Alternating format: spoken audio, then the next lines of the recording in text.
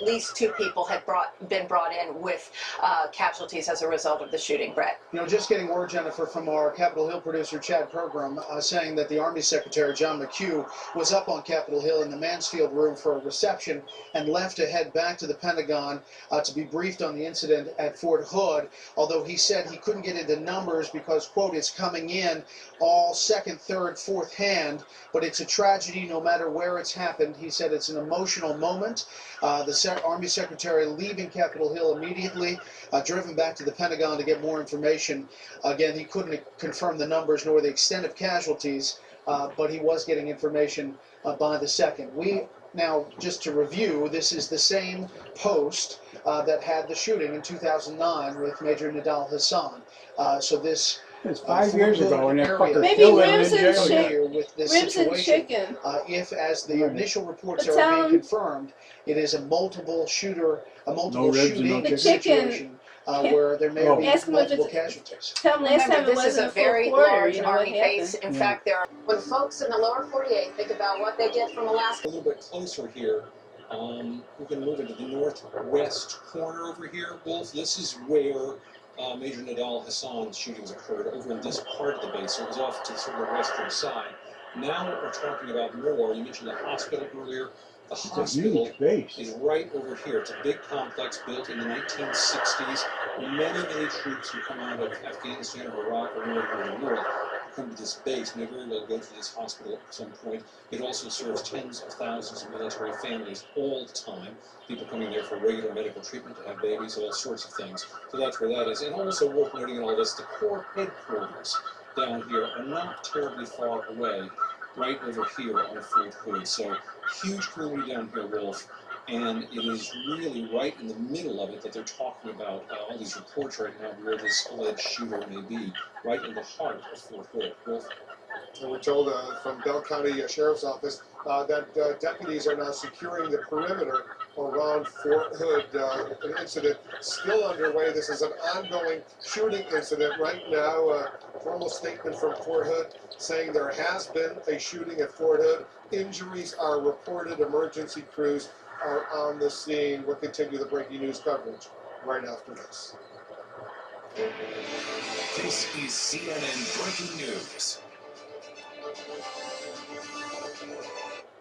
This is the cat that drank the milk and led in the dog that broke the man who drove to the control room. Driver was not engaged. Find parking space. Parking space found. That secured the data that directed the turbines that powered the farm, that made the milk that went to the store, that reminded the man. For reference, for folks not familiar with their Texas geography, but you know, just an absolutely terrifying scenario here when we still don't know if there is a potential second shooter that is still at large at this point. That is what we're trying to get confirmed. But as Jennifer said, not to sound like a broken record or being redundant, but from senior law enforcement officials, they say that the threat of one soldier is believed to have been neutralized. There may be another shooter in the vicinity. Eyewitnesses are telling some local media outlets down there that they reported hearing about 20 shots, at least 3 people hit, taken to area hospitals, but the city's still on lockdown, and you know, the warning sirens have been going off. A lot of measures and precautions were put into place following that deadly shooting in 2009 when Hassan walked into that medical processing facility and opened fire, killing 13 and injuring 30 others. So you know, there are measures in place, but obviously with something this large and with so many personnel coming in and out of posts, and even civilians, you know, working. We should point that out as well. There are a large number of civilians that live in the community of Killeen, Texas, where Fort Hood is situated, and there are a lot of civilian workers that go on to that post every day. We need to make that point that we don't even know at this point if these are soldiers that are involved, or if these are civilians that were on post that had clearance. Again, all of this information we're trying to flush out at this hour, Greta, but, you know, again, it just gives you goosebumps when you see active shooter at Fort Hood, because it brings back an awful lot of painful memories. Casey, thank you. Of course, to bring the viewers up to speed if they haven't been listening, this is breaking news. This is happening right now. It is reported that this is an active scene, that there's a shooting at Fort Hood. The shooter has been neutralized. One shooter has been neutralized. They are looking for one more. One person's been reported dead, but we're not sure who that is, whether that's a suspected shooter or not. They were looking for a car, a vehicle, a 2011 gray Toyota Camry. That vehicle has been located, but we don't know if that vehicle is in any way related to this. This scene, as you might imagine, is rather chaotic. The law enforcement are busy trying to find that person. They're not providing a lot of information because they are obviously looking for whoever might be shooting. Alarms going off, and everybody's absolutely terrified. Casey, you're headed there now, right? That's right. It's going to take us probably about 3 hours or so to get down there from the Dallas area. So we've got a little bit of ways to go, but obviously working the phones and trying to get information. The problem is that obviously we live in this immediacy world, right? We want information right away, but all of the press folks at Fort Hood are trying to get the information, and they don't want to release anything before victims, family members, people like that obviously haven't been notified. So you can imagine every news outlet around the world is literally blowing up their telephones and their email accounts trying to get the latest information. So that's why they just have sent out this very brief description that there has been a shooting at Fort Hood and injuries are reported. Emergency crews on the scene. No further details are known at this time. That is the extent of what has come from the Public Affairs Department at Fort Hood.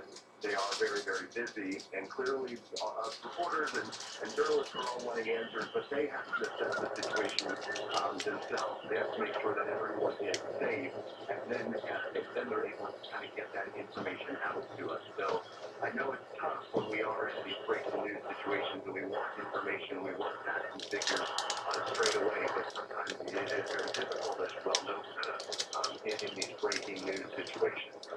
And of course, as you know, the size 240 square miles. They're looking for somebody. I assume that they might have at least isolated the person in some area, but that is quite a manhunt. 340 square miles, 82,000 listed personnel are there on base. Sirens going off. I don't know if they're still going off. With only one shooter neutralized, but they're terribly fearful that there is somebody else there. And we're waiting to get the very latest on any casualties, people taken to the hospital, or virtually any information, from the scene. But it is a terrifying scene at Fort Hood. Casey, thank you. Thanks, brother. And joining us, former FBI agent Christopher Voss and former homicide detective Ted Williamson. Ted, you actually were stationed at Fort Hood, coincidentally. Yes, I was. And a former detective. Yeah, I was stationed at Fort Hood on 2 separate occasions. It's a massive base. I think one of the things that our viewers need to understand, Greta, is that you've got both civilian and military personnel coming in and out of that base. So there are always questions in one instance as to how, if you're a civilian, would you get a gun on that base? It would be very simple because of the fact that these people have cars that are marked and they're allowed on the base. And then when you look at military personnel are allowed to have private phones as well as they have firearms. But one of the good things and the sad thing about 2009 when Colonel Major Hassan killed the 13 people there is that they put procedures in place and they immediately moved with the sirens on this afternoon. People got in the lockdown positions and they tried to at least apparently neutralize and they're looking maybe for one other person. I suppose what happens often, though, even though you hear these scary sirens, is that you think, so many times we hear sirens going off in our village of fire alarms, we also ignore them. Maybe they're more attentive, but that's always a terrifying thought that they won't take them seriously. Chris, your thought on this? Well, because of the previous incident, there are 3 communities that are reacting to this, and they've practiced and they've thought about it. And it's the civilian community that works in the area, it's the military community, it's the law enforcement community. Now, there would have been a tremendous amount of cooperation and rehearsal and planning since the last incident in 2009 between the military and local law enforcement. Would that include the people, the soldiers, the troops who are there enlisted? Because, I assume they've been recycled out of there. That they would need law enforcement ready for this, but not the 82,000 enlisted people. Look how brand new since '09 there. There would have been a lot more turnover in military people. They would have gone through the drill and they just wouldn't have been as familiar as the local law enforcement is in doing things like trying to seal off the base as big as it is, which is the kind of the state police were doing. So there's a lot more coordination, and they'll be able to narrow this down much more quickly because of that. So it's just absolutely terrifying when you hear active shooter and alarms going off and 20 shots, and they still don't know if there's somebody else. They've neutralized one, but the active scene. Anyway, gentlemen, if you stay with us, Shepard Smith is in the Fox News deck. Shepard. Shepard. Greta, I'm sorry. I was just getting word from our FoxNews.com reporter, John Winter, that senior sources are telling her that this is a soldier-on-soldier confrontation, that there is no reason to believe that there is any terrorism related to this in any way. Again, this is from FoxNews.com correspondent or reporter John Winter, who, Greta, as you know, reported yesterday and exclusively on FoxNews.com that, quote, the FBI is searching for a recent Army recruit believed to be planning a, quote, Fort Hood-inspired jihad against U.S. soldiers, unquote, FoxNews.com has learned. So that was the reporting of FoxNews.com yesterday. Now today, at just about an hour and 20 minutes ago, we got word here on the Fox News deck that a shooting had happened at Fort Hood, and indeed it had. It began, we were told at the time, at a medical facility. And we were told by those inside the buildings at Fort Hood that at least one shooter went from building to building and had shot multiple people.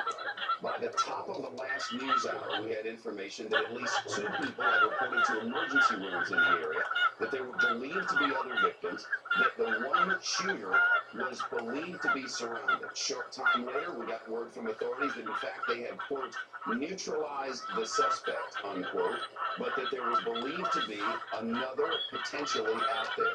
Since then, there are multiple reports that this second person is now surrounded, or they believe to have a second suspect surrounded and barricaded inside a building. Fox News cannot confirm that. Whether the reporting of yesterday from FoxNews.com about this Army recruit who is believed to be planning a Fort Hood-inspired jihad against U.S. soldiers is related to this, John Winter, who wrote this story, now reports that Fort Hood sources tell her that this is not in any way believed to be terrorism related, but instead soldier on soldier. Greta, I do want to add this. The alert, this is from the reporting of FoxNews.com yesterday. The alert, whose legitimacy was confirmed by military and law enforcement officials, stated that a man identified as Booker, who told Did you order? his intention to commit jihad. He is also known as Muhammad Abdullah Hassan. Can you bring He me was recruited for basic training on April the 7th. But he another was soldier? discharged just last week, apparently The dog after law food? enforcement authorities learned of his alleged plan. What I believe we In the now garage. have is 2 separate situations. One or two. The one in which FoxNews.com reported yesterday. Well, one can You can bring a few in and put in the refrigerator. No, they can't get through. There are multiple Put it on reports table. of multiple injuries and multiple reports now from many news agencies that one of the victims in this shooting has died. Whether the result of gunshot wounds or something else, we do not know. And further, Fox News can't independently confirm that there is a homicide. Yes, I mean, I think it's pretty plain that this is an active scene and we really don't know anything that's going on.